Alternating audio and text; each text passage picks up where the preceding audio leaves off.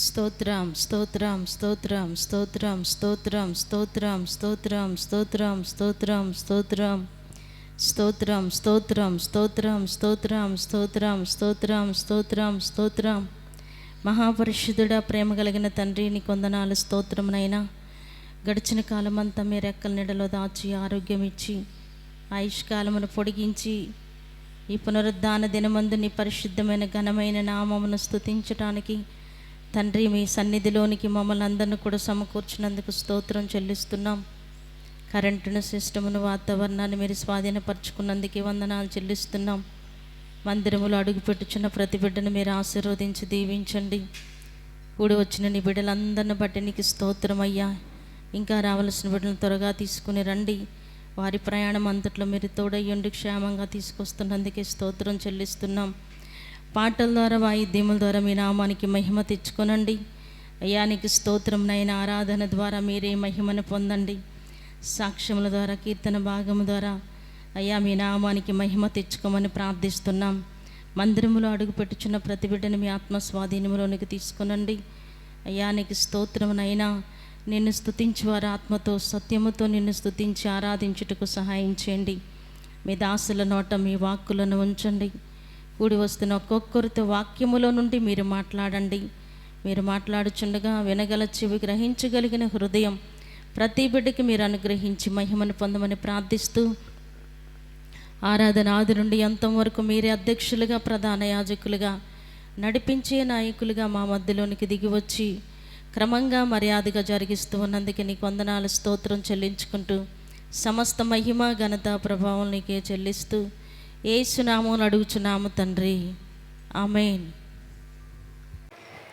హల్లెలూయా. సరే, మంచిది.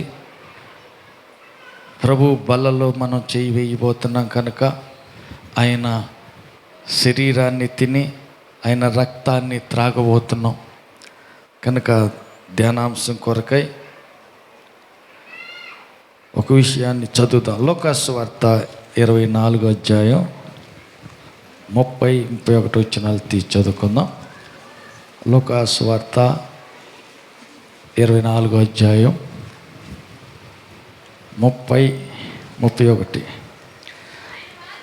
ఆయన వారితో కూడా భోజనమునకు కూర్చున్నప్పుడు ఒక రొట్టెను పట్టుకొని స్తోత్రము చేసి దానిని విరిచి వారికి పంచిపెట్టగా వారి కన్నులు తెరవబడి ఆయనను గుర్తుపట్టిరి. అంతటా ఆయన వారికి అదృశ్యుడాయను. హల్లెలూయా. ఇక్కడ మనం గమనించవలసిన మాట ఏంటంటే, యేసు ప్రభు మరణించి తిరిగి లేచిన తర్వాత ఎమ్మాయి మార్గంలో ఆయన నడుచుకుంటూ వెళ్తున్నాడు. ఇద్దరు వ్యక్తులు కూడి మాట్లాడుకుంటూ వెళ్తున్నారు. మూడవ వ్యక్తిగా దారిలో వారితోటి ఏకమయ్యాడు. వాళ్ళతో కలుసుకొని మాట్లాడుతూ ఉన్నాడు. ఇక్కడ మనం గమనించాల్సిన మాట ఏంటంటే, ఈ ఇద్దరు కలిసి నడుస్తూ ఏం మాట్లాడుకుంటున్నారు అని అంటే, యేసు ప్రభుని గురించే మాట్లాడుకుంటున్నారు. హల్లెలూయా. మరణ పునరుద్ధానాన్ని గురించి మాట్లాడుకుంటూ రోడ్డుని నడుస్తూ వెళ్తున్నారు. 2-3 నా నామం పేరట ఎక్కడ కూడుకుంటారో అక్కడ ఉంటాను అని చెప్పిన ఆయన మాట నెరవేరింది. వారి మధ్యలో 3వ వాడుగా తోడయ్యాడు. అడుగుతున్నాడు, వారికి వివరిస్తున్నాడు, మీరు దేని గురించి మాట్లాడుకుంటున్నారు అని అడుగుతున్నాడు. నీకు తెలియదా? నువ్వు యెరూషలేములో ఉంటా కూడా నీకు ఈ సంగతి ఇంకా నీకు తెలియలేదా? అనీతిమంతుడైన యేసు ప్రభుని చంపేశారు, వాళ్ళు సమాధి చేసేసారు. ఈరోజు పొద్దున్నే ఒక ఆమె వెళితే సమాధిలో లేడు ఆయన. ఆయన సజీవుడై లేచిపోయాడు అని ఎవరికి చెబుతున్నారు? యేసుప్రభుని గురించి వాళ్ళు యేసుప్రభుకే చెబుతున్నారు. ఎందుకంటే ఆయన యేసు అని గుర్తుపట్ల. మహిమ శరీరంలో యేసుప్రభు ఉన్నాడు, మట్టి దేహంలో ఆ ఇద్దరు మార్గదర్శులు, మార్గంలో నడిచే బాటసారులు మట్టి దేహంలో ఉన్నారు, గుర్తుపట్టల. అదేంది? ఎందుకని? వాళ్ళ మనోనేత్రాలు మూసుకొని పోయాయి, గుడ్డితనం, దర్శనం లేదు. మరి బాహ్య నేత్రాలు బాగానే కనపడుతున్నాయి, దారి కనపడుతుంది కనుక ఇక దారిని నడుచుకుంటా చూసుకుంటా రోడ్డునే వెళ్తున్నారు, కనపడుతుంది. బాహ్య నేత్రాలు తెరవబడ్డాయి, మనోనేత్రాలు మోయబడ్డాయి. దారినే వెళ్తూ వారితో కూడా యేసు ఎంట నడుస్తూ అన్ని విషయాలు చెబుతూ ఉంటుంటే, లేఖనాలు వివరిస్తూ ఉంటుంటే వింటున్నారు, ఆయన చూస్తున్నారు, కానీ గుర్తుపట్టలేకపోయారు. మహిమ దేహంలో ఉన్న యేసుని గుర్తుపట్టలేకపోయారు. అయితే ఎప్పుడైతే యేసు ప్రభు ఆ ఊరు దాటి పొద్దుగూకింది, వేరే ఊరు వెళ్ళే వ్యక్తిలాగా, సరే ఇది మీ ఊరు ఇదేనా, నేను ఇంకా వెళ్తానులే అంటే, కాదు కొంచెం ఆగు, పొద్దుపోయింది కనుక ఈ పూట మా ఇంట్లో ఉండి రేపొద్దున నీ దారిన ఇల్లుదుకొని అని బలవంతం చేశారు. సరేనని చెప్పి ఆగాడు. భోజనం చేద్దాం రండి అని పిలిస్తే భోజనానికి వెళ్ళి కూర్చున్నాడు. వాళ్ళు రొట్టెలు తింటారు కనుక ఆ రొట్టెని తీసుకున్నాడు, చెయ్యి పైకెత్తి ఆ రొట్టెని ఎత్తి ఆశీర్వదించి స్తోత్రం చెప్పి విరిచాడు. రొట్టె ఎప్పుడైతే విరిచాడో వాళ్ళ కళ్ళు తెరవబడ్డాయి, మనోనేత్రాలు తెరుచుకున్నాయి. కళ్ళు తెరిచేట చూస్తే ఈయన యేసు అని గుర్తుపట్టేశారు. అంతలోకి ఆయన అదృశ్యం అయిపోయాడు. అదేంది? రొట్టె విరిశాడు, వీరి కన్నులు తెరవబడ్డాయి, దర్శనం కలిగింది, మనోనేత్రాలు తెరుచుకున్నాయి. అంటే మనం యేసు శరీరాన్ని విరిచి రొట్టెను తిని ద్రాక్షారసం, ఆయన రక్తానికి సాదృశ్యంగా ద్రాక్షారసం తాగుతున్నామంటే ఏం జరుగుతుంది? మన మనోనేత్రం, మనోదృష్టి కలుగుతుంది. హల్లెలూయా. వారు వినుట మట్టుకు విందురు కానీ గ్రహింపరు. వారు చూసుట మట్టుకు చూతురే కానీ వాళ్ళు అస్సలు గ్రహించరు. అదేంది? చూడటానికి చూస్తారు, వినటానికి వింటారు, కానీ గ్రహింపలేరు. ఎందుకని? వాళ్ళకి మనోనేత్రం మూయబడింది, మనోనేత్రం తెరవబడాల. అందుకే ఆత్మ సంబంధమైన సంగతులు ప్రకృతి సంబంధికి అర్థం కావు. ఎందుకు? కన్నులుండి చూడలేరు, చెవులుండి వినలేరు, హృదయం ఉందగాని గ్రహించలేరు, అర్థం కాదు. ఎందుకని? వాళ్ళకి మనోనేత్రం లేదు. హల్లెలూయా. పేతురు వివరిస్తూ అంటాడు, వీరు కానీ గ్రహించగలిగినట్టయితే, మనోనేత్రం తెరబడినట్టయితే జీవాధిపతిని యేసుని సిలువ వేసి చంపి ఉండేవాళ్ళు కాదు. వాళ్ళకి తెలియలా. హల్లెలూయా. అవును, మనం కూడా చాలాసార్లు ఏంటంటే దైవీకమైన సంగతులు, ఆత్మ సంబంధమైన సంగతులు అర్థం చేసుకోలేం, గ్రహించలేం. చూసి, కళ్ళారా చూసి కూడా గ్రహించలేం, చెవులారా విని కూడా అర్థం కాదు, తెలియదు. ఎందుకని? మనోనేత్రాలు తెరవబడాల. అయితే మనకి ఏం కావాలి? మనోనేత్రం తెరవబడాల. రొట్టె విరిచిన వెంటనే వారి కన్నులు తెరవబడ్డాయి. ఆయన యేసు అని గుర్తుపట్టారు. అయ్యో యేసు అని చెప్పి ఎత్తుక్కునే లోపు ఆయన అదృశ్యమై వెళ్ళిపోయాడు. హల్లెలూయా, హల్లెలూయా, హల్లెలూయా. కాబట్టి మనం ఏం చేయాలంట? మనోనేత్రం తెరవబడాల. హల్లెలూయా. మనం మనోనేత్రం తెరవబడితే గుర్తుపడతాం. మనోనేత్రం తెరవబడాలి. హల్లెలూయా. కాబట్టి మరొక చోట కూడా మనం చూస్తాం. యోహాను సువార్త 20 అధ్యాయం చూడండి, 20:13. యోహాను సువార్త 20 అధ్యాయం 13 వచ్చిన వారు అమ్మా ఎందుకు ఏడుస్తున్నావు అని ఆమెను అడుగగా ఆమె నా ప్రభువును ఎవరో ఎత్తుకుని పోయిరి, ఆయన ఎక్కడ ఉంచిరో నాకు తెలియలేదని చెప్పాను. ఆమె ఈ మాట చెప్పి వెనక తట్టు తిరిగి యేసు నిలిచి ఉండుట చూసెను, కానీ ఆయన యేసు అని గుర్తుపట్టలేదు. ఆయన యేసు అని ఆమె గుర్తుపట్టల. యేసు అమ్మా ఎందుకు ఏడ్చుచున్నావు, అమ్మా ఎందుకు ఏడుస్తున్నావు, ఎవరిని వెతుకుచున్నావు అని, నీవు ఎవరిని ఎతుకుచున్నావు అని ఆమెను అడుగగా ఆమె ఆయన తోటమాలేమో అనుకొని అయ్యా నీవు ఆయనను మోసుకొని పోయిన ఎడల ఆయనను ఎక్కడ ఉంచితివో నాతో చెప్పుము, ఆయన ఎక్కడ ఉంచావో నాతో చెప్పు, నేను ఆయనను ఎత్తుకొని పోదునని చెప్పాను. యేసు ఆమెను చూచి మరియా అని పిలిచెను. ఆమె ఆయన వైపు తిరిగి ఆయనను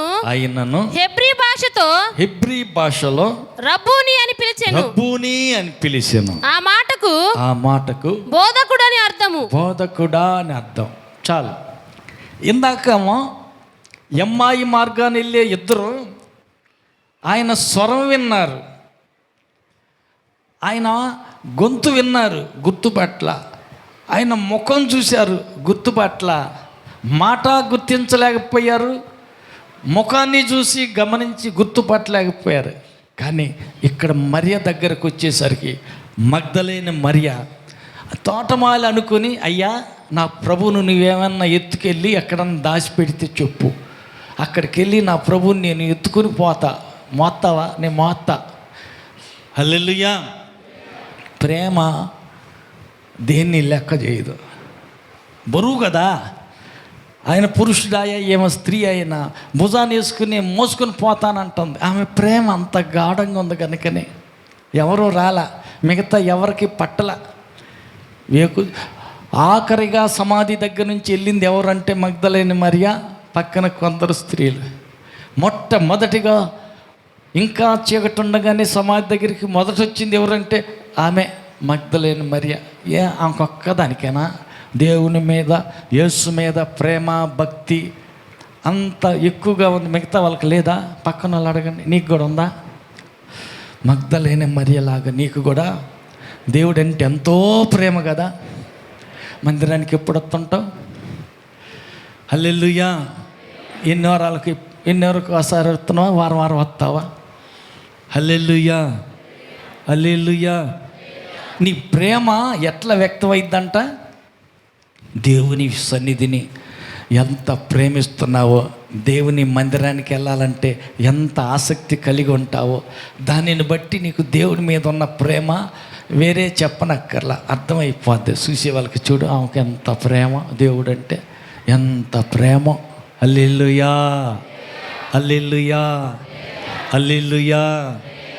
కాబట్టి రోజుకు 7 సార్లు దావీదు మందిరానికి వెళ్ళి ప్రార్థన చేసుకుని మళ్ళా ఇంటికి వస్తాడు.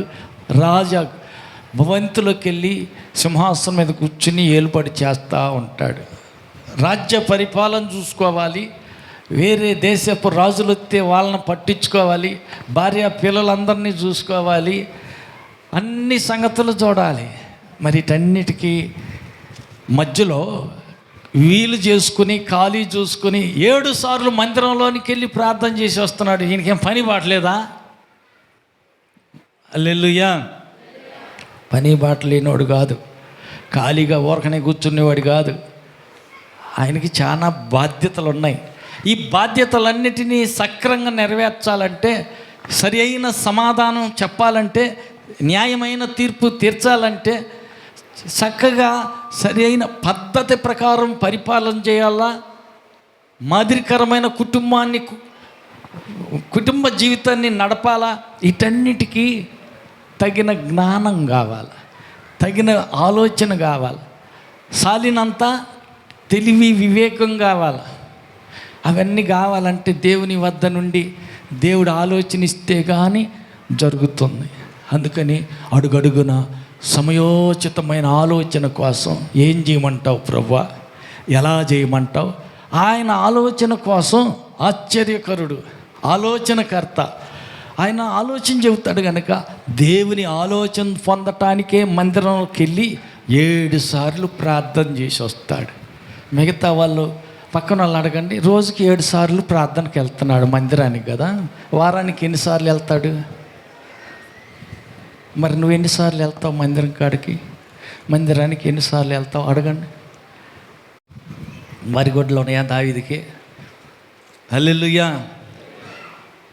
హల్లెలూయా. భార్య పిల్లలు ఏమైనా ఉన్నారా? హల్లెలూయా. ఇంకా పని బాట ఏమైనా ఉందా ఆయనకి? హల్లెలూయా. ఖాళీగా తిని మెలకుండా కూర్చునేవాడు కాదు ఆయన. హల్లెలూయా. రోజుకి 7 సార్లు. మరి 7 రోజుల్లో 7 ఏళ్ళు 49 సార్లు మందిరానికి వెళ్ళి ప్రార్థన చేసుకుని మళ్ళీ వస్తున్నాడు. అరగంటే చేయని, గంటే చేసుకుని రాని, రోజుకి 7 సార్లు మందిరంలోకి వెళ్ళి ప్రార్థన చేసి వస్తున్నాడు. వారానికి 49 సార్లు మందిరానికి వెళ్ళి ప్రార్థనలో గడిపి వస్తున్నాడు. మళ్ళీ పరిపాలన చూస్తున్నాడు, కుటుంబాన్ని చూస్తున్నాడు, వేరే రాజులు వస్తే సలహా చెబుతున్నాడు, అన్నీ చూసుకుంటున్నాడు. హల్లెలూయా. ఇంట్లో ఏమి పని బాట ఏమి లేదా? బాధ్యతలు ఏమి లేవా? అయ్యా ఇంట్లో ఏమైనా కష్టాలు అగసాట్లు ఏమైనా ఉన్నాయంట దావీదుకి? ఇంట్లో ఏమైనా బాధలు కష్టాలు సుఖాలు ఏమైనా ఉన్నాయా ప్రసాద్? ఉన్నాయంటావా దావీదుకి? రోజుకి తీరిక ఉంది కాబట్టి 7 సార్లు పోయి వస్తున్నాడు. ఆయనలాగా మాకు తీరిక ఉంటే మేము పోయి వద్దాం. తీరిగ్గా కాదు, ప్రశాంతంగా ఏమైనా ఉన్నాడా? నిమ్మలంగా నిబ్బరంగా నిద్రపోయేదానికి ఏమైనా ఉందా? హల్లెలూయా. సొంత కొడుకే ఇంకొక కొడుకుని సావగొట్టా, సొంత కొడుకే ఇంకొక కూతుర్ని చెడిపి పాడు చేశా, సొంత కొడుకే తరివి సావగొడతానని ఎంటబడి తరుముకొత్తంటే అడవుల్లో ఎడవరుల్లో పారిపోతానే. సౌలు రాజే ఎంటబడి సావగొడతానికి 2 సార్లు ఈటి ఇసిరి, ఎంత పరిస్థితి, ఎంత ప్రశాంతంగా ఉన్నాడు కదా ఆయన? లేదు. హల్లెలూయా. మరి ఇన్ని పని బాటలో, ఇన్ని కష్ట సుఖాల్లో, ఇన్ని బాధల్లో రోజుకు 7 సార్లు మందిరానికి వెళ్ళి ప్రార్థన చేసి వస్తున్నాడంటే అడుగడుగున నాకు దేవుడి ఐడియా కావాలి, దేవుని ఆలోచన కావాలి, దేవుని నడిపింపు కావాలి, దేవుడిచ్చే జ్ఞానం కావాలి. అది ఉండగలిగితేనే నేను ఇవన్నీ తట్టుకుంటా, తాలుకుంటా, జయించుకుంటా ముందుకు సాగగలుగుతా, న్యాయ పాలన చేయగలుగుతా, నా ప్రజలందరినీ ప్రశాంతంగా ఉంచగలుగుతా. కాబట్టి దేవుడు కావాలి. నాకు దేవుడి ఆలోచన ముఖ్యం. పక్కన అడగండి, ఆలోచన కోసం అడుగడుగున ఎవరు కొంపకెళ్తుంటావు? హల్లెలూయా, హల్లెలూయా. ఎక్కడికి వెళ్తుంటావు? హల్లెలూయా, హల్లెలూయా. కాబట్టి దేవుని ఆలోచన కోసం దేవుని సన్నిధికి వెళ్ళాలా, దేవుని మందిరానికి వెళ్తే సరైన ఆలోచన వస్తుంది. సరి అయిన న్యాయమైన తీరులో కుటుంబాన్ని నడుపుకోవటానికి చేసే పనిని, చేసే వ్యాపారం, చేసే వ్యవసాయం, ఆ పని ఏదైనా, చదువైనా కానీ దానికి కావలసినటువంటి సరి అయిన ఆలోచన దేవుని దగ్గర దొరుకుద్ది. అందుకని రోజుకి 7 సార్లు దావీదు మందిరానికి వెళ్ళి ప్రార్థన చేస్తున్నాడు. హల్లెలూయా. అది దేవుని మీద ప్రేమ, దేవునికి ప్రథమ స్థానం ఇచ్చే తీరు కనపడుతుంది. హల్లెలూయా. మరి నీ సంగతి పక్కన అడగండి, నువ్వు ఎవరికి ప్రాధాన్యత ఇస్తావు? నీకు ఎవరంటే ఇష్టం? నా కొడుకు అంటే పేనం, మా ఆయన అంటే నాకు అమ్మో ఊపిరి. ఆయన లేకపోతే నా ఊపిరి ఆగిపోద్ది. మా ఆయన లేకపోతే ఏముంది? తాగొచ్చి 4 సార్లు తనని లేకపోతే హల్లెలూయా. ఏమన్నా చేయనియ్యా, ఎన్ని చేసిన మా ఆయన కాదు. అమ్మో నా కొడుక తాగి తందనాలు ఆడినా వాడు ఏది చెబితే అది అంటాను నేను. నా కొడుకు అంటే బంగారం. అయ్యో నా కొడుకు గురించే నా ఆలోచనలన్నీ మా కొడుకు చుట్టే తిరుగుతూ ఉంటుంటాయి. హల్లెలూయా, హల్లెలూయా. దావీదు ఆలోచన అంతా దేవుని మందిరం చుట్టూ తిరుగుతున్నాయి. హల్లెలూయా. ఆయన అంటాడు ప్రార్థనలో, దేవా దుప్పి నీటి వాగుల కొరకు ఆశపడినట్టు నీకోసం నా ప్రాణం ఆశపడుతుందయ్యా. హల్లెలూయా, హల్లెలూయా. దావీదుకేమో దుబ్బిలాగా దేవుని కోసం తృష్ణకొని ఉన్నదంట. ఆయన మరో మాట అంటాడు, అడవిలోని గూడబాతు వలెను, పాడైన స్థలంలో పగిడి కంటి వలెను, ఇంటి మీద ఒంటరి పిచ్చుక వలెను, దేవా నా ప్రాణం కూడా నీకోసమే ఆశతో ఎదురు చూస్తూ కనిపెడుతూ ఉందయ్యా, నువ్వు కావాలయ్యా. హల్లెలూయా, హల్లెలూయా. కాబట్టి ఎవరిని ఎక్కువ ప్రేమిస్తామో వాళ్ళ దగ్గర ఎక్కువ టైం గడపడానికి ఇష్టపడతాం. హల్లెలూయా. కాబట్టి ఒకరోజు పేతురు దగ్గరికి వచ్చి ప్రభు అంటాడు, పునరుద్ధానుడైన యేసయ్య వచ్చి అంటాడు, పేతురు వీళ్ళందరికంటే ఎక్కువగా నన్ను ప్రేమిస్తున్నావా? అవునయ్యా, నీకే తెలుసు అయ్యా, నాకు గొర్రెలను గాయ. మళ్ళీ పిలిచి పేతురు, ఏం ప్రభు చెప్పయ్యా, వీళ్ళందరికంటే ఎక్కువగా నన్ను ప్రేమిస్తున్నావా? ఆ సంగతి నీకు తెలుసు కదయ్యా, ప్రేమిస్తున్నానో లేదో, నాటకమో నిజమా? హల్లెలూయా, హల్లెలూయా. నిజమో నేను చెబుతున్న మాట అబద్ధం నీకు తెలుసు కదయ్యా. సరే, నా గొర్రె పిల్లల్ని మేపు, గొర్రెల్ని కాయి బాధ్యత అప్పగించాడు. పేతురు నీవు రాయివి, ఈ బండ మీద నా సంఘాన్ని కడతా, పాతాళ లోక ద్వారాలు దాని ఎదురుగా నిలవ నేరం, తాళ చేతులు నీకు అప్పగిస్తున్నానని బాధ్యత అప్పగించాడు. ఎందుకంటే అందరికంటే ఎక్కువగా యేసయ్యను ప్రేమించాడు కాబట్టే. హల్లెలూయా. అందరికంటే మగ్దలేని మరియ ఎక్కువ యేసుని ప్రేమించింది కాబట్టే చనిపోయారు, అయిపోయిందని అందరూ అలా చూసి వెళ్ళిపోయారు. కానీ సమాధి వేసి పెద్ద రాతి బండను అడ్డం పెట్టి రోమా ప్రభుత్వపు ముద్ర సీలేసి అందరూ వెళ్ళిపోయినా కానీ ఆమె అక్కడే ఉంది. ఆఖరిగా వెళ్ళింది ఎవరంటే ఆమె. హల్లెలూయా. అందరికాడికి లాస్ట్ సమాధి విడిచి వెళ్ళిపోయింది ఎవరంటే ఆమె. హల్లెలూయా. ఎందుకంటే ఆమెకు అంత ప్రేమ, యేసయ్య అంటే అంత ప్రేమ. అందుకే మొట్టమొదట హల్లెలూయా శిష్యులు ఎమ్మాయి మార్గాన్ని వెళ్ళే వాళ్ళు స్వరం విన్నారు, గుర్తుపట్ల, మనిషిని చూశారు, గుర్తుపట్ల.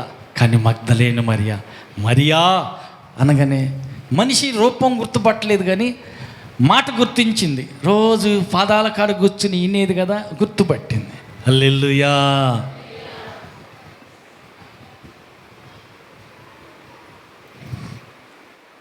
కాబట్టి దేవుని ఎక్కువ ప్రేమిస్తున్నావా, దేవుని ఎంతగా ప్రేమిస్తున్నావా, దేవుడు అంటే నీకు ఎంత అభిమానం, ఎంత ప్రేమ ఉందా అనేది ఎక్కడ అర్థమైందంటే నీ ప్రవర్తన. దేవుని మందిరాన్ని నువ్వు ఎంత ప్రేమిస్తున్నావో, ఎంత సమయం దేవుని మందిరంలో నువ్వు టైం గడుపుతున్నావు, దానిని బట్టి అర్థమైంది. హల్లెలూయా. అద్దంకిలో నేను అక్కడ కట్టరాంకోట్సరా కాలేజీలో డిగ్రీ చదువుతూ ఉన్నప్పుడు మా అమ్మ రామ్నగర్లో జేమ్స్ గారని, దాసరి జేమ్స్ గారని పాస్టర్ గారు ఉండేవాళ్ళు. అక్కడ కూటానికని వెళ్తూ ఉండేది. ఆదివారం వెళ్ళినా, కోటాల టయానికి వెళ్ళినా, ఊరందరి కాడికి ముందు అక్కడ ఆమె ముందు ఉండేది. హల్లెలూయా. కోటాలు అయిపోతాయి, ఏ ఊరోళ్ళు ఆ ఊరోళ్ళు అందరూ వెళ్ళిపోతారు. టెంట్లు, స్టేజీలు, లైటింగ్లు అన్నీ పీకి ఎటు అన్నీ పంపించి అంత అయిపోద్ది. అంత శుభ్రంగా ఊడ్చి ఆ పాస్టర్ గారి ఇంట్లో ఉన్న పాస్టర్ గారు బట్టలు, వాళ్ళ పిల్లల బట్టలన్నిటినీ మొత్తం ఒక మూట వేసుకొని గుళ్ళకమ్మకి వెళ్ళి, అప్పుడు బిజ్జి లేదు, తిమాయిపాలెం మీద కట్టుపోయేదానికి బిజ్జి లేదు, వంతెన వేయలేదు. ఆ గుళ్ళకమ్మకి తీసుకెళ్ళి మొత్తం అక్కడే ఉతికి ఆరేసుకొని, ఆరిపోయినాక మడతేసి మళ్ళీ తీసుకొచ్చి చర్చి దగ్గర వదిలిపెట్టి, రాత్రి కోటాలు అయిపోయినాయి. ఈరోజు సాయంత్రం 3, 4, 5, 6 అయిపోద్ది. మళ్ళీ మా అమ్మ ఇంటికి వచ్చేసరికి అప్పుడు దాకా మందిరం కాడనే ఉంటుంది. అన్ని పనులు అయిపోవాలి, ఇంకా అక్కడ ఏ పని ఉండకూడదు. మొత్తం పనులన్నీ, చిన్న పని పెద్ద పని అన్నీ చూసి మరుసటి రోజు సాయంత్రం కానీ అప్పుడు ఇంటికి వచ్చేది. హల్లెలూయా. చేసిన శ్రమ, చేసిన త్యాగం, ఆమె చేసిన పరిచర్య వ్యర్థం అయిపోయిందా? వ్యర్థంగా కాల. హల్లెలూయా. అది మాకు ఆశీర్వాదంగా మారింది. హల్లెలూయా. అంటే దేవుని మీద ఆమెకున్న ప్రేమ అలాంటిది. మగ్దలేని మరియ అధిక ప్రేమతోటి ఊరందరి కాడికి ముందే ఇంకా చీకటిగా ఉండగానే సమాధి దగ్గరికి వెళ్ళింది. ముఖాన్ని తోసింది కానీ గుర్తుపట్ల, మహిమ రూపంలో ఉన్న యేసుని చూసింది కానీ గుర్తుపట్టల. తోటమాలి అనుకోండి, కానీ స్వరం ఎప్పుడైతే విన్నదో, రోజు వినే స్వరం కదా, మరియా అనగానే వెంటనే పసిగట్టేసింది. రబ్బూని అని పోయి కాళ్ళ మీద పడిపోయింది. బోధకుడా అని చెప్పి 2 కాళ్ళు గట్టిగా వాటేసుకుంది. అమ్మ, కాళ్ళు విడిచిపెట్టు, నన్ను పుట్టుకోవద్దు, నేను ఇంకా తండ్రి దగ్గరికి పోవాల. 1 స్వరం విన్నది, పునరుద్ధానుడైన యేసు స్వరాన్ని పసిగట్టింది.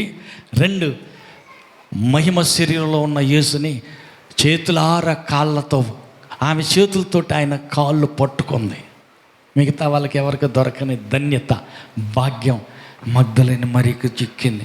మరి ఈ అమ్మాయి మార్గాన ఉన్న వాళ్ళు గొంతు గుర్తుపట్ల, మనిషి రూపాన్ని గుర్తుపట్ల.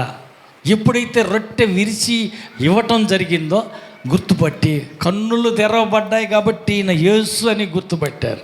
హల్లెలూయా, హల్లెలూయా. కాబట్టి రొట్టె విరవటం ఎప్పుడైతే జరిగిందో కన్నులు తెరవబడ్డాయి, మనోదర్శనం కలిగింది, మనోనేత్రాలు తెరవబడ్డాయి. హల్లెలూయా. కాబట్టి మనం కన్నులు తెరవబడాల, మనో దృష్టి కావాల. మన కన్నులు తెరిస్తే, మన కన్నులు తెరవబడితే అసలు వాస్తవాన్ని చూస్తాం. హల్లెలూయా. అంతకుముందు ఆమె తోటమాలి అనుకుందామె, వీళ్ళేమో కన్నులు తెరవబడకముందు ఎవరో బాటసారి అనుకున్నారు, కానీ యేసు అని గుర్తుపట్ల. కన్నులు తెరవబడ్డాక, మనోనేత్రం తెరుచుకున్నాక వాళ్ళు కల్లారా చూశారు, ఈయన యేసు అని గుర్తుపట్టారు. అంతలోకి ఆయన అదృశ్యం అయిపోయాడు. హల్లెలూయా. అంటే మన కన్నులు కూడా తెరవబడాలి. రొట్టె తీసుకోబోతున్నా, ఈ రొట్టె విరుచుటలో అద్భుతం జరుగుతుంది. హల్లెలూయా. కాబట్టి మనం ఏం చేయాలంటే మన మనోనేత్రం తెరవబడాలా. మనోనేత్రాలు తెరవబడితే అప్పుడు గమనించగలుగుతాం అసలైన వాస్తవం ఏంటి అనేది. వాస్తవాన్ని గుర్తించగలుగుతా. ఒకరోజు పాస్టర్ గారు ప్రార్థన చేస్తున్నాడు. ఆ పక్కన ఉన్న శిష్యుడు ఏం చేస్తున్నాడు, ఆయన కళ్ళు మూసుకొని ప్రార్థన చేయొచ్చుగా, ప్రార్థన చేయట్లా, దిక్కులు చూస్తున్నాడు, అటు ఇటు చూస్తున్నాడు, అంత తమాషా చూస్తున్నాడు. కొండ మీద ప్రార్థన చేస్తుంటే పాస్టర్ గారు, ఈ శిష్యుడు అటు ఇటు దిక్కులు చూస్తూ ఉన్నాడు. ఈ దిక్కులు చూసేవాడికి, గుడ్లు అప్పగించుకుని బయట చూసేవాడికి బాహ్య నేత్రాలతో బయట సంగతులే కనపడతాయి, కానీ అంతరంగంగా ఆత్మ సంబంధమైన సంగతులు ఎట్ట కనపడతాయి? కనపడవు. బయట కళ్ళు మూస్తే లోపల కన్ను తెరవబడుతుంది. హల్లెలూయా. ఈ కళ్ళు గుడ్లు అప్పగించుకుని అటు ఇటు చూస్తూ ఉన్నాడు. పాస్టర్ గారు ప్రార్థనలో ఉన్నాడు. ప్రార్థన చేస్తూ ఉంటే కంగారు పడి భయపడి అదురుపోయి పరిగెత్తుకొచ్చి, అయ్యో ప్రార్థన చేసిన వాళ్ళు చాలు కానీ లేవు, కళ్ళు తెరు, ఇటు చూడు అని అంటున్నాడు. ఆయనకి అర్థమైపోయింది. వెంటనే ప్రార్థన చేసి పాస్టర్ గారు అన్నాడు, ప్రభువా వీడు చూసినట్టు వీడు కళ్ళు తెరువు అయ్యా అని నేను చిన్న ప్రార్థన చేశాడు. దేవుడు వెంటనే వాడి కళ్ళు తెరిచేసరికి అటు ఇటు చూశాడు. అసలు ఏంది నేను చూస్తుంది, ఇప్పుడు దాకా లేరుగా, వీళ్ళందరూ యాడ్ నుంచి వచ్చారు. అప్పుడు ఆయన అంటున్నాడు, అయ్యా నాయన, శత్రువులు నిన్ను చంపటానికి వచ్చారు, కానీ వచ్చిన శత్రు సైన్యం కంటే మన ఇద్దరు చుట్టూ ఉన్నారే దేవదూతలు, గుర్రాలు, రథాలు, రౌతులు వేసుకొని వచ్చినటువంటి ఈ సైన్యం చాలా పెద్దది గారు. అవునా? మరి ఇందాక ఎందుకు భయపడ్డావు? నాకు కనపడలే, ఇప్పుడు కనపడుతుంది. ఈ దోతలు ఇప్పుడు కనపడ్డారు అంటే అంతకుముందు అంతకుముందు కళ్ళు మూసుకుపోయినాయి. మనోనేత్రం లేకపోతే నీ చుట్టూ ఉన్న కాపుదల కనపడదు. దేవుడు ఎంత కాపుదల ఉంచాడో, ఎంత భద్రత ఉంచాడో, నీ చుట్టూ ఎంత కాపుదల ఆయన నియమించి పెట్టాడో నీకు తెలీదు. హల్లెలూయా. యెహోవా యందు భయభక్తులు కలిగిన వారికి దేవుడు దాచి ఉంచిన మేలు ఎంతో గొప్పదంట. ఆ గొప్ప మేలు కనపడదు. మరి ఏం కనపడితే గుడ్లు అప్పగించుకుని అట్టా పత్తి గుడ్లాలు పెట్టుకుని ఎట్టాగా ఎట్టి చూస్తే ఏం కనపడుద్ది? ఈ కష్టం కనపడుద్ది, ఈ శ్రమలు కనపడితే, వాళ్ళు అన్న మాటలు వినపడతాయి. ఇయే కానీ ఇంకేం కనపడదు. ఒరే నాయన, కొంచెం ఓపిక పట్టరా నాయన, కొంచెం కళ్ళు తెరిచి చూడరా నాయన. హల్లెలూయా. లూదియా తుయితైరా పట్టణస్త్రాలు, ఊదా రంగు పొడి అమ్ముకునే ఆమె పౌలు వాక్యం చెబుతుంటే వింటుంది. హల్లెలూయా. దేవుడు అంట ఆమె హృదయాన్ని తెరిచాడంట. హృదయం తెరిచేసరికి గమనించింది, లక్ష్యం ఉంచి వారి మాటల యందు లక్ష్యం ఉంచింది. అర్థమైపోయింది, అయ్యలారా యోగ్యురాలునని ఎంచితే ఈ పూట మా ఇంటికి వచ్చి నేనిచ్చే అంత ఆతిథ్యం తినిపోదురు కానీ రెండయ్యా అని బ్రతలాడుతుంది. హల్లెలూయా. కాబట్టి మనోనేత్రం తెరవబడితే అసలు సంగతి అర్థమైద్ది. ఆత్మీకంగా నీ చుట్టూ దేవుడు ఎంత కాపుదల ఉంచాడో, నీకోసం ముందు ఎంత పెద్ద బహుమానం దాచిపెట్టాడో, నీకోసం దేవుడు దేవదూతలకు ఆజ్ఞాపించి నిన్ను ఏ రీతిగా కాపాడటానికి ఎంతమందిని నీకు కాపుదలుగా సెక్యూరిటీగా ఉంచాడో అవన్నీ కనపడతాయి. అప్పుడు భయపడవు, నువ్వు అదురుపోవు, భయపడవు. చిన్నదానికి పెద్దదానికి అదురుపోవు. హల్లెలూయా. హల్లెలూయా. కాబట్టి మనోనేత్రం తెరవబడాల. హల్లెలూయా. హల్లెలూయా. 119వ కీర్తన చూడండి, 18 వచ్చిన 119వ కీర్తన 18.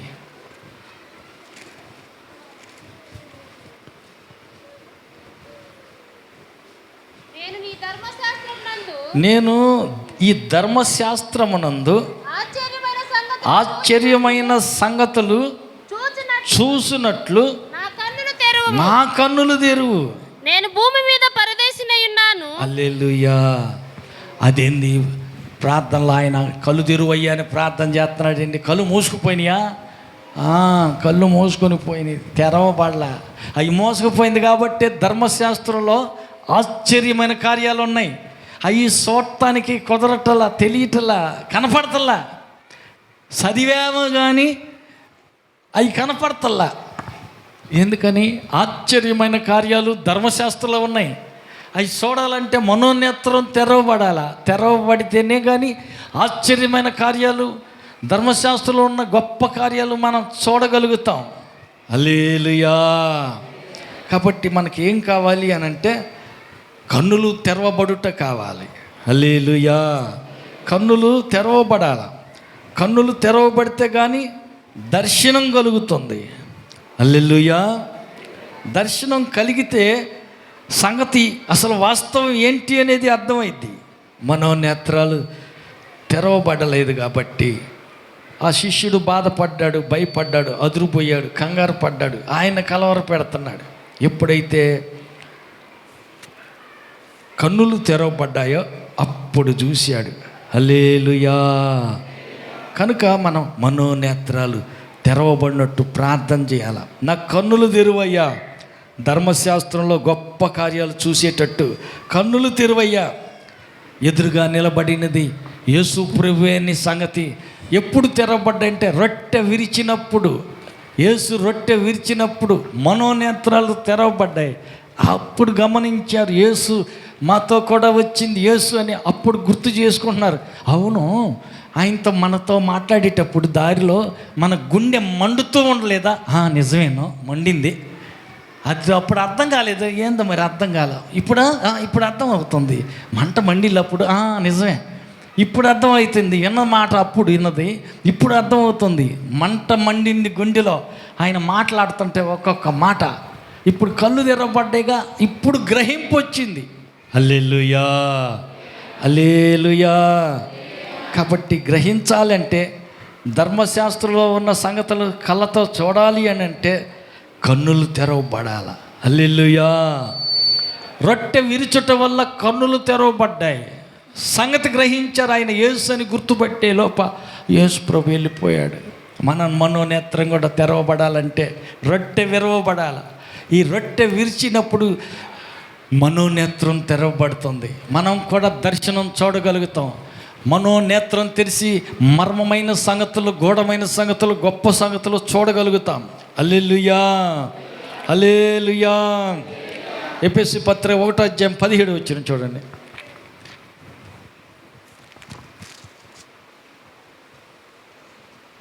మరియు మీ మనోనేత్రములను వెలిగింపబడినందున, మీ మనోనేత్రములు వెలిగింపబడినందున ఆయన మిమ్మును పిలిచిన పిలుపు వలనైనా, ఆయన మిమ్మును పిలిచిన పిలుపు వలనైనా నిరీక్షణ ఎట్టిదో పరిశుద్ధులలో ఆయన స్వాస్థ్యం యొక్క మహిమైశ్వర్యం ఎట్టిదో ఆయన క్రీస్తునందు వినియోగపరిచిన బలాతిశయమును బట్టి. ప్రకటన 4:1. ఈ సంగతులు జరిగిన తరువాత నేను చూడగా అదిగో పరలోకమందు ఒక తలుపు తెరవబడి ఉండెను. మరియు నేను మొదట వినిన స్వరం బూరధ్వని వలె నాతో మాట్లాడగా వింటిని. ఆ మాట్లాడిన వాడు ఇక్కడికి ఎక్కిరమ్ము, ఇక మీదట జరగవలసిన వాటిని నీకు కనుపరచెదను అనెను. హల్లెలూయా. తర్వాత అంతటి నేను ఆత్మవశున్నై, ఇదిగో పరలోకంలో ఒక గొప్ప సింహాసనం వేయబడి ఉండుట, ఆసీనుడైన వాడు. హల్లెలూయా. గమనించండి, ప్రార్థనలో ఉన్నాడు. రెండవది ఆత్మవశుడయ్యాడు. మూడవది ఇప్పుడు దర్శనం చూస్తున్నాడు. తర్వాత స్వరం వింటున్నాడు, ఇక్కడికి రా, ఇక జరగబోయే సంగతులు నీకు చూపిస్తానని. అంటే మనం ప్రార్థనలో ఉండటం వల్ల మనోనేత్రం తెరవబడుతుంది. హల్లెలూయా.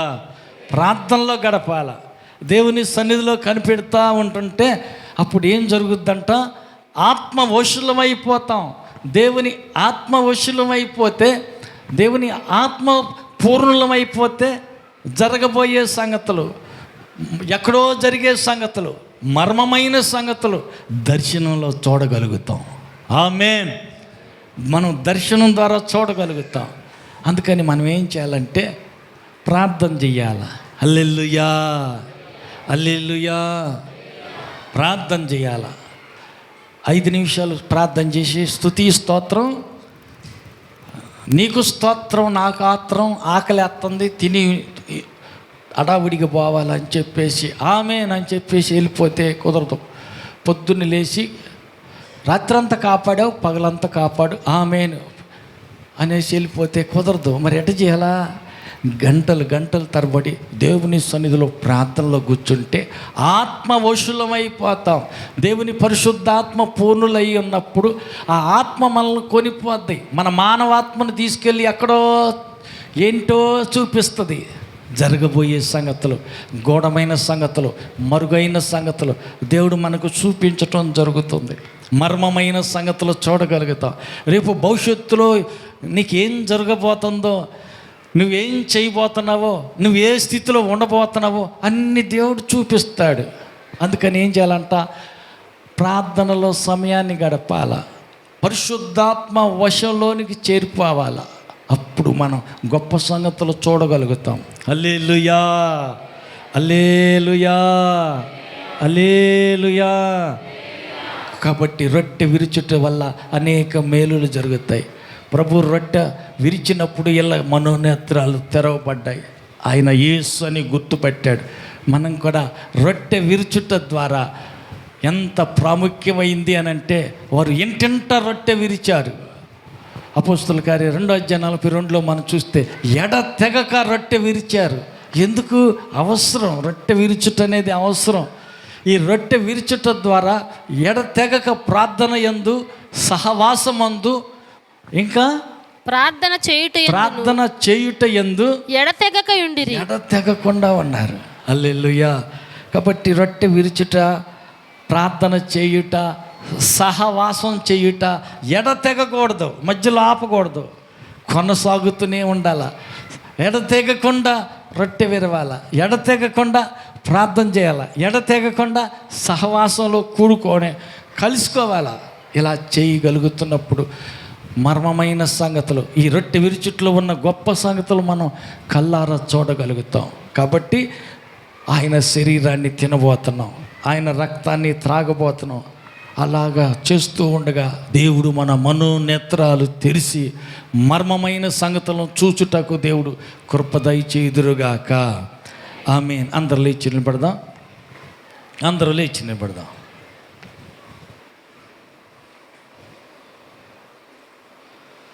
రొట్టె విరిచినప్పుడు వారి మనోనేత్రాలు తెరవబడిన రీతిగా నాకును నా మనోనేత్రాలు తెరువయ్యా, మర్మమైన సంగతులు, గూఢమైన సంగతులు చూసినట్లు నాకు దర్శనం దయచేయ్యా. అడుగుదాం, చేతులు ఎత్తిదాం, కళ్ళు మూద్దాం, ప్రార్థన చేద్దాం.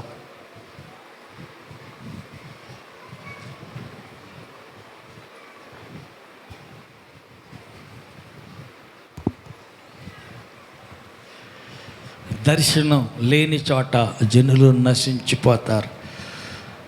గెహాజీ దర్శనం లేదు, బాహ్య దర్శనమే ఉంది కానీ మనోదర్శనం లేదు కనుక భయపడ్డాడు, అదిరిపోయాడు, కలవరం చెందాడు. నీ చుట్టూ దేవుడు పెట్టిన కాపుదల ఎంత గొప్పదో, ఎంత సైన్య సమూహాన్ని నిన్ను కాపాడుటకు, నిన్ను భద్రపరచుటకు దేవుడు ఆజ్ఞాపించాడో. దర్శనం చూసినట్టయితే కంగారు పడవు, భయపడనక్కర్లేదు. హల్లెలూయా. ప్రార్థన చేద్దాం. దేవా, నా మనోనేత్రాలు తెరువయ్యా, ధర్మశాస్త్రంలో ఆశ్చర్య సంగతులు చూసినట్లు నా కన్నులు తెరువయ్యా. నా కోసం నీవు ఉంచిన కాపుదల, నా కోసం నా ఎదురునే నీవు నిలబడి ఉండి నన్ను కాపాడి నన్ను నడిపిస్తూ ఉన్న నిన్ను నేను చూడాలి. నీ ముఖ దర్శనం చూసే ధన్యత నాకు దయచేయి. ధర్మశాస్త్రంలో ఆశ్చర్య సంగతులు చూసే భాగ్యం నాకు దయచేయి. నేను నిన్ను చూడాలయ్యా, నీ ముఖ దర్శనం చూడాలి. అట్టి ధన్యత నాకు దయచేయి. బాహ్య నేత్రాలు కాదు కానీ మనోనేత్రాలు తెరిచి మర్మమైన సంగతులు, గూఢమైన సంగతులు తెలుసుకోవటానికి చూడగలిగిన దర్శనం నాకు దయచేయమని ప్రార్థన చేసుకుందాం.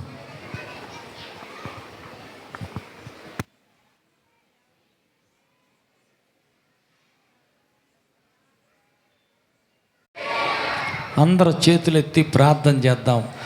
పిల్లలందరికీ రేపు సోమవారం నుంచి ఏననుకుంటా స్కూల్స్. హల్లెలూయా. మళ్ళా తొందరలో పిల్లలకి స్కూళ్ళు తెరుస్తున్నారు కాబట్టి కాలేజీలకి, స్కూల్కి వెళ్తున్న పిల్లలందరి చదువుల కోసం చేతులెత్తి అందరం ప్రార్థన చేద్దాం. దయాళుడైన తండ్రి, నీకు వందనాలు. పిల్లలు స్కూల్కి స్టార్ట్ చేస్తుండగా వారి చదువు అంతట్లో తోడునండి. వారి స్కూల్ రాకపోకల్లో కాపుదల దయచేయండి. దైవ జ్ఞానంతో నింపండి.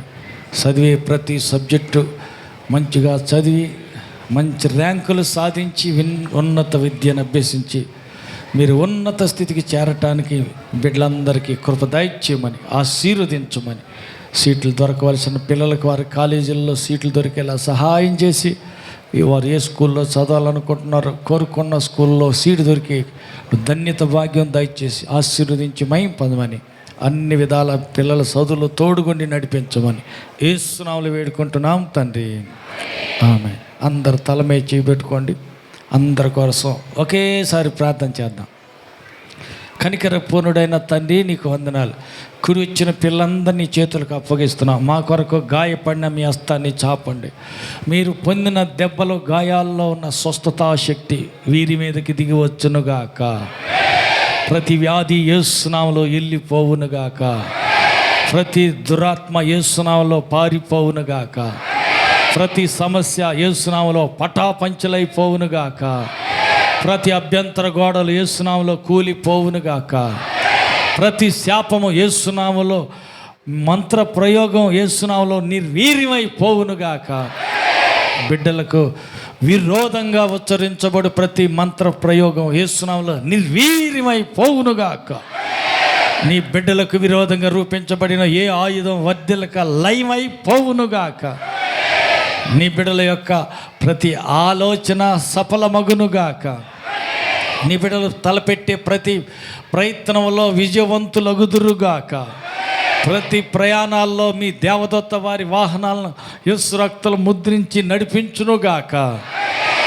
ప్రభు నీ బిడ్డల వ్యాపారాల్లో దీవించబడుదురుగాక. వారి పాడి పశువుల్లో వర్ధిల్లుదురుగాక. వారి పంట పొలాల్లో ఆశీర్వదించబడుదురుగాక.